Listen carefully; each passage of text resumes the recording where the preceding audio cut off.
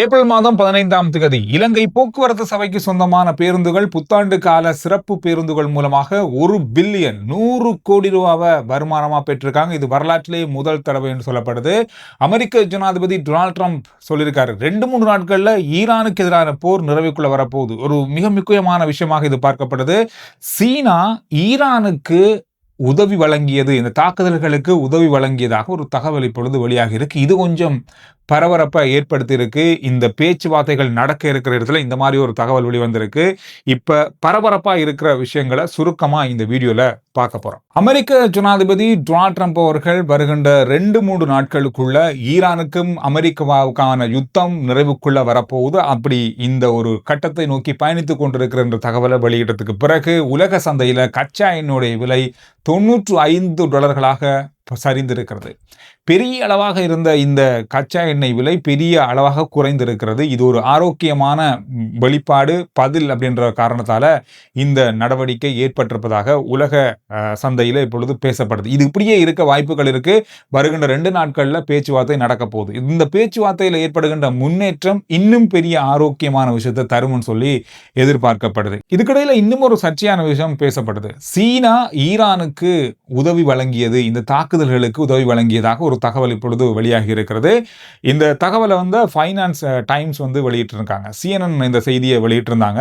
இந்த செய்தியில் என்ன குறிப்பிடப்பட்டிருக்குன்னு சொன்னா, மத்திய கிழக்கு நாடுகளுடைய அமெரிக்க படைத்தளங்கள் மீது கடந்த நாட்களில் ஈரான் தாக்குதல்களை நடத்தினாங்க. துல்லியமான தாக்குதல்களை அங்கு நடத்தினாங்க. பல சேதங்களை ஏற்படுத்தினாங்க. பல விமானங்கள் சேதமாக்கப்பட்டது, சில விமானங்கள் அழிக்கப்பட்டது. இந்த தாக்குதல்களுக்கு சீனாவுடைய செய்மதி உதவி செய்தது. அவங்களுடைய செய்மதியை பயன்படுத்தி தான் இந்த தாக்குதல்களை ஈரான் நடத்தினாங்க என்ற தகவலை சில ஆதாரங்களை மேற்கோள் காட்டி இந்த செய்தி வெளியாகி இருக்கிறது சர்வதேச ஊடகங்கள்ல. இந்த செய்தியின் அடிப்படையில் இப்ப பெரிய அளவா பரபரப்பான தகவல்கள் இப்பொழுது வெளியாக ஆரம்பித்திருக்கிறது. ஆனால் சீனா உடனடியாக இதை மறுத்திருக்காங்க. எந்த வகையிலும் எந்த தரப்புக்கும் இந்த யுத்தத்தில் நாங்கள் எந்த தரப்புக்கும் ஆதரவு வழங்கல என்றதை உறுதியாக அவங்க சொல்லியிருக்காங்க. இதை இந்த குற்றச்சாட்டை மறுத்திருக்காங்க. சீனாவினுடைய நட்பெயரை கெடுப்பதற்காக இப்பொழுது பல செய்திகள் பரப்பப்படுவதாக அவங்க சொல்றாங்க. ஆனாலும் இந்த செய்தி இப்பொழுது பெரிய பெரிய இடங்கள்ல பேசப்படுது. கொஞ்சம் அவதானத்துக்குள்ள செய்தியாகவும் மாறி இருக்கிறது. டொனால்ட் ட்ரம்ப் அவர்கள், அமெரிக்க ஜனாதிபதி, இவ்வாறு சீனா உதவி செய்திருந்தால் கடுமையான விளைவுகளை சீனா சந்திக்கும் அப்படின்ற ஒரு எச்சரிக்கையும் விடுத்திருக்காரு. அதாவது 2024ஆம் ஆண்டு சீனாவால ஏவப்பட்ட எர்த் ஐகோ அப்படின்ற இந்த செய்மதி தான் இந்த தாக்குதல்களுக்கு உதவி செய்தது. இதை வைத்துக்கொண்டு தான் பயன்படுத்தப்பட்டது அப்படின்ற தகவல் தான் வெளியாகி இருக்கிறது. இது தொடர்பான விசாரணைகள் இப்பொழுது மேற்கொள்ளப்படுவதாக சொல்லப்படுது. எனவே சீனா இதை மறுத்துட்டாங்க. ஆனாலும் இது தொடர்பான தகவல்கள் இப்பொழுது வெளியாகி இருக்கிறது. இது ஒரு பெரிய ஒரு சிக்கலை ஏற்படுத்துமா? வருகின்ற மாதம் அமெரிக்க ஜனாதிபதி டொனால்ட் ட்ரம்ப் அவர்கள் சீனாவுக்கான விஜயத்தை மேற்கொள்ள போறாரு. எனவே இந்த விஜயத்துக்கு மத்தியில இந்த ஒரு பரபரப்பான தகவல் வெளியாகி இருக்கிறது. பேச்சுவார்த்தை 2 நாடுகளில் நடக்க போகுது. அந்த தகவல்கள் வெளியானதுக்கு பிறகு இந்த தகவல் வெளியாக இருக்கு. இந்த மாதிரி பல முக்கியமான விஷயங்கள் இந்த யுத்தம் தொடர்பாக இப்ப கொஞ்சம் கொஞ்சமான தகவலாக வெளிவந்து கொண்டு இருக்கு. இதுக்கிடையில சீன ஜனாதிபதி ஒரு மிக முக்கியமான தகவலை வெளியிட்டிருக்காரு. மீண்டும் காட்டின் சட்டத்துக்கு உலகம் செல்றதை அனுமதிக்க கூடாது என்ற ஒரு தகவலை அவர் வெளியிட்டிருக்காரு. கடந்த நாட்களில் இடம்பெற்ற கூட்டங்களின் போது அவர் வெளியிட்ட கருத்துக்கள் இதுவும் ஒரு முக்கியமான கருத்தாக இப்பொழுது பார்க்கப்படுது. இது சீனா தொடர்ச்சியாக அமெரிக்காவுடைய இந்த நிலைப்பாடுகளை விமர்சித்து வராங்க. அதே நிலைப்பாட்டில் தான் சீனா இன்னும் இருக்காங்க அப்படின்றத கூட இந்த அவருடைய அறிவித்தல் மூலமாக பார்க்கக்கூடியதாக இருக்கின்ற செய்திகள் வெளியாக இருக்கு. அது மட்டுமில்லாமல் இப்பொழுது ஹூமுஸ் கால்வாய் வழியாக அல்லது ஈரானுக்குள்ள செல்லுகின்ற கப்பல்களை தடுக்கின்ற அமெரிக்காவுடைய இந்த நிலைப்பாட்டையும் அவங்க கடுமையாக விமர்சித்திருக்காங்க. எனவே இந்த மாதிரி ஒரு தகவலும் இப்பொழுது வெளியாக இருக்கு. 2 நாடுகளுக்கும் இடையில, இப்ப சீனாவுக்கும் அமெரிக்காவுக்கும் இடையில நேரடியான கருத்து வேறுபாடுகள் இல்லாட்டியும் இந்த மாதிரியான தகவல்கள் இப்பொழுது வெளிவர ஆரம்பித்திருக்கிறது. இதோட ஈரானுடைய ஜனாதிபதி ஒரு தகவல் வெளியிட்டிருக்காரு. நாங்கள் பேச்சுவார்த்தைக்கு எந்த வகையிலும் தயாராக இருக்கிறோம். ஆனால் எங்கள் மீது சுமத்தப்படுகின்ற அழுத்தங்கள், எங்கள் மீது இப்பொழுது அழுத்தங்கள் சுமத்தப்பட்டு வலுக்கட்டாயமாக பேச்சுவார்த்தைக்கு இழுக்கப்படுவது என்பது ஏற்றுக்கொள்ள முடியாதது.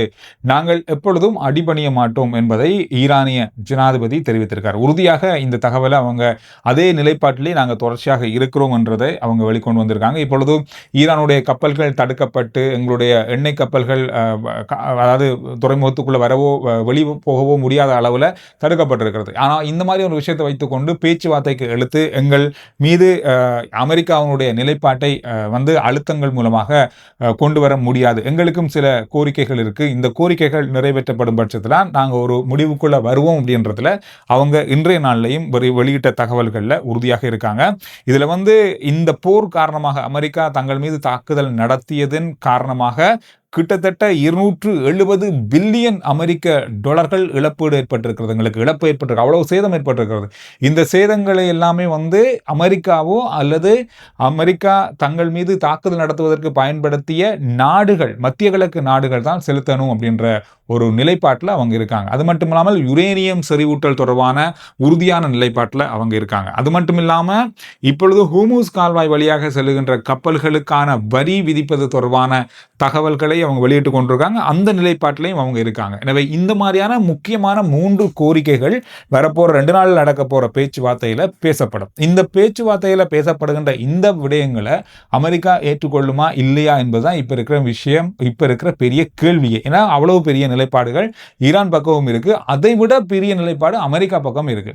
ஏற்கனவே முதல் கட்ட பேச்சுவார்த்தையும் இந்த மாதிரி ஒரு இழுபறியில தான் முடிந்தது. எப்பொழுது எங்கு பேச்சுவார்த்தை நடக்க போகுது என்பது தொடர்பாக விரைவில் அறிவிக்கப்படும். வருகின்ற மண்காலங்களில் கூட அது அறிவிக்கப்பட வாய்ப்புகள் இருக்குன்னு சொல்லி எதிர்வு கூறப்படுது. புத்தாண்டு காலத்தை முன்னிட்டு இலங்கை போக்குவரத்து சபை மேலதிகமான பேருந்து சேவைகளை கடமையில ஈடுபடுத்தினாங்க. கிட்டத்தட்ட 1500க்கும் அதிகமான பேருந்துகள் கடமையில மேலதிகமாக வேற வேற மாவட்டங்கள்ல இருந்து, கொழும்புல இருந்து வெளி மாவட்டங்களுக்கு, ஊர்களுக்கு, முக்கியமான இடங்களுக்காக பயன்பாட்டில் விடப்பட்டது. இந்த பேருந்து சேவைகள் மூலமாக இந்த ஒரு கிழமையில மட்டும் 1 பில்லியன் ரூபாய்கள் வருமானமா இலங்கை போக்குவரத்து சபைக்கு வந்திருக்கிறது. அதாவது 100 கோடி வருமானம் வந்திருக்கிறது.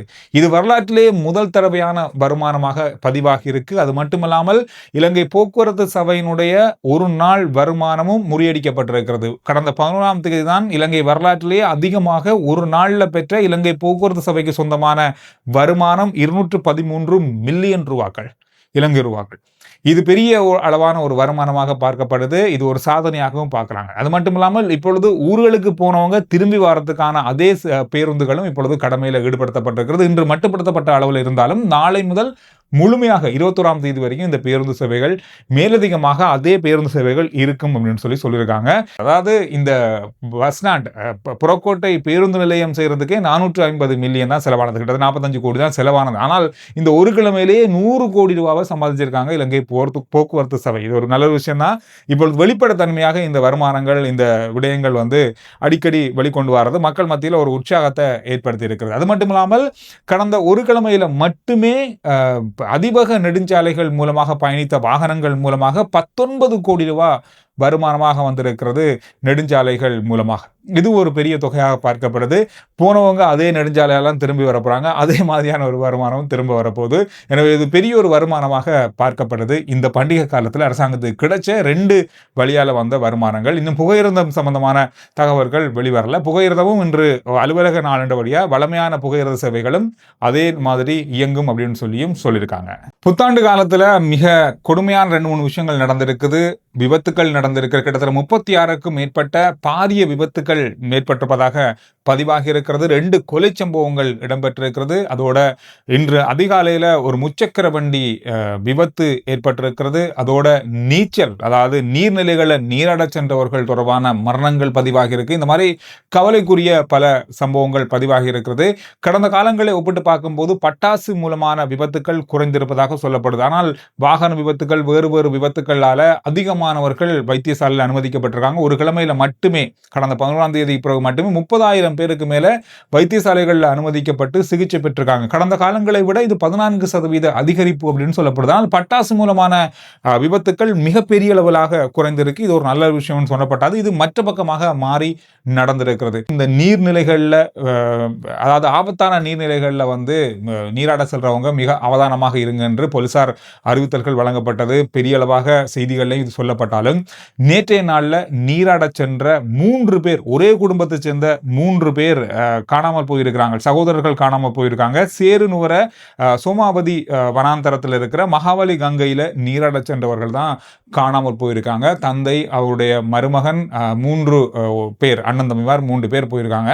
தந்தையார் நீர்ல இறங்கி நீராட சென்ற பொழுது, அவரை நீர் இழுத்து சென்ற போது அவரை காப்பாற்றுவதற்காக இந்த 3 பிள்ளைகளும் மகன்மார்களும் முயற்சி செய்திருக்காங்க. ஆனால் அவரை காப்பாற்ற முடியாமல் போயிருக்கு.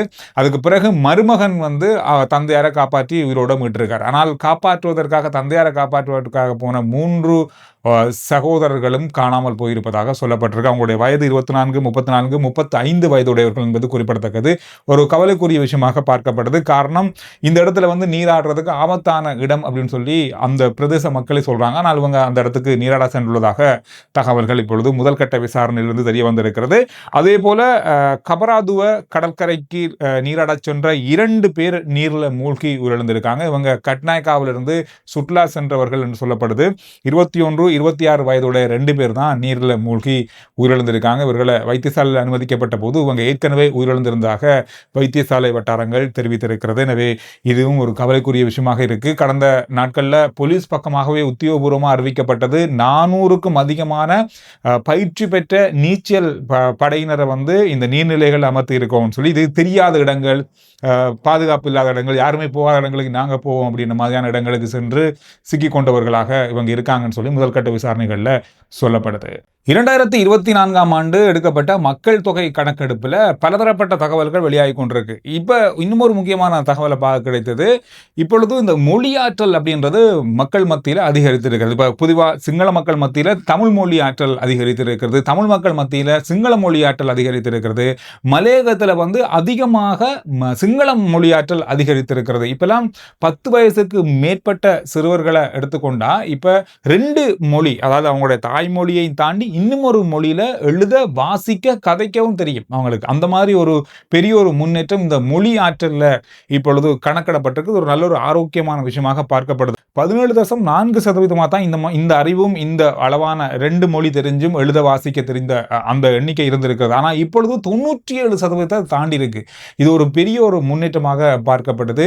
எல்லாருமே இந்த மொழி மேல பெரிய அளவாக ஆர்வம் இருக்கு. இப்பொழுது இருக்கிற இலங்கையில மிக பிரதானமாக இருக்கிற தமிழ் சிங்கள மொழிகளை தாண்டி ஆங்கிலம், இந்த தமிழ் சிங்களம் தெரிஞ்சவங்க அதிகமானவங்க இப்ப நாட்டில் இருக்காங்க. இது இப்ப இருக்கிற இளைஞர்கள் மத்தியிலையும் இப்ப இருக்கிற சிறுவர்கள் மத்தியிலையும் இந்த ஆர்வமும் இந்த கல்வி முறையும் அதிகரித்திருப்பது இந்த 2 மொழியையும் பயன்படுத்துறதுக்கான ஒரு சந்தர்ப்பத்தை உருவாக்கி இருக்கு அப்படின்ற ஒரு கணக்கு 2024ஆம் ஆண்டு எடுக்கப்பட்ட மக்கள் தொகை கணக்கெடுப்பிலிருந்து இந்த தகவல்கள் வெளியாகி இருக்கு. இலங்கையினுடைய காலி கடற்பரப்புல தாக்கப்பட்ட ஈரானிய யுத்த கப்பலிலிருந்து மீட்கப்பட்ட மாலுமிகள் 32 பேரும் நேற்று ஈரான் நோக்கி புறப்பட்டதாக உத்தியோகபூர்வமாக அறிவிக்கப்பட்டிருக்கிறது. எனவே இந்த விஷயங்கள் தான் கடந்த மணித்தியாலங்களையும் இன்று பார்க்கப்பட்ட மிக முக்கியமான செய்திகளுடைய சுருக்கம். ஆர்ஜே சந்துரு ரிப்போர்ட் வாட்ஸ்அப்னுடைய லிங்க் முதல் கமெண்ட்ஸ்லையும் டிஸ்கிரிப்ஷன்லையும் இருக்கு. ஃபாலோ பண்ணி வைங்க. சுருக்கமான விரைவான செய்திகளை நீங்க அதில் அறிந்து கொள்ளலாம்.